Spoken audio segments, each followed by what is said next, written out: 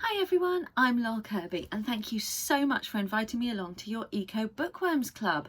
I'm really excited to be here and talk to you about my book, which is Old Enough to Save the Planet, written by me, illustrated by Adeline Illyrius and published by Magic Cat Publishing. Now you might notice that my hair looks a little bit different from the Read Aloud videos I made. I haven't straightened it today, but it is still me. And in this video I'm going to talk to you a little bit about what inspired me to write the book. So I'm not going to read any pages, I'm just going to talk about sort of a little bit of the behind the scenes stuff. And I would say that one of my main inspirations for the book was Greta Thunberg, and seeing all the amazing work that she was doing with her school strike against climate and speaking to some of, the really important world leaders about what their countries could be doing.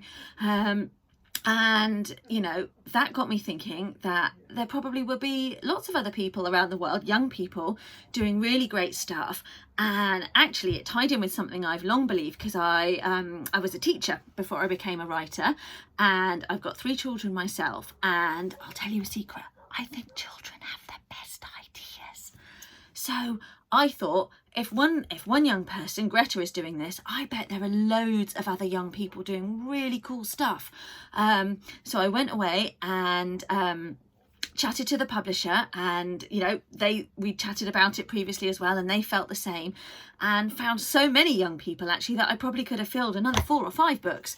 And I had to narrow it down, which was really, really tough. I had to try and kind of find different projects that would tell stories from all around the world, because actually, although we all live on one big planet and we all need to work together to protect that planet, our little individual spots and places and homes on the planet can be quite different from each other.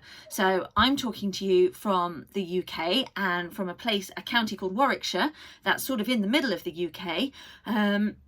So my experience compared to, say, Adeline's in the mangrove swamps would be quite different, and the action that I need to take to look after the environment that's around me would be quite different from hers, or from, perhaps Unita, who's living in Kenya, and things like that. So I wanted to make sure that there were lots of different people represented, because all sorts of young people around the world are doing amazing work, and that also there were lots of different projects represented.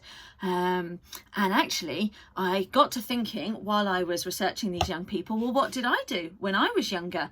And there kind of wasn't as much talk about needing to address climate change when I was sort of a similar age, when I was a teenager or younger. But I do remember a book that I had that talked about, even then, ways that you can look after the planet. And I remember the thing that blew my mind, which is something we all kind of think about now and take for granted, was switch the tap off when you brush your teeth.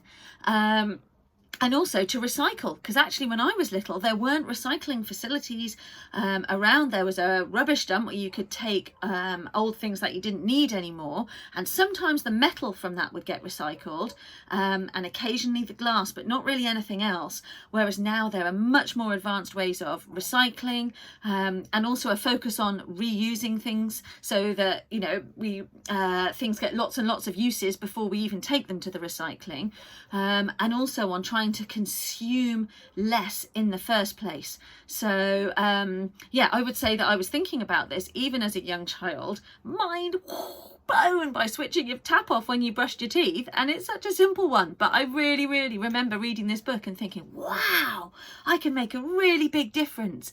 And I think that's one of the things I wanted to achieve with this book as well, was to show readers that actually we don't, it's incredible the people who have done things like Greta's done and are kind of world famous now, or have set up charities or foundations or great community efforts.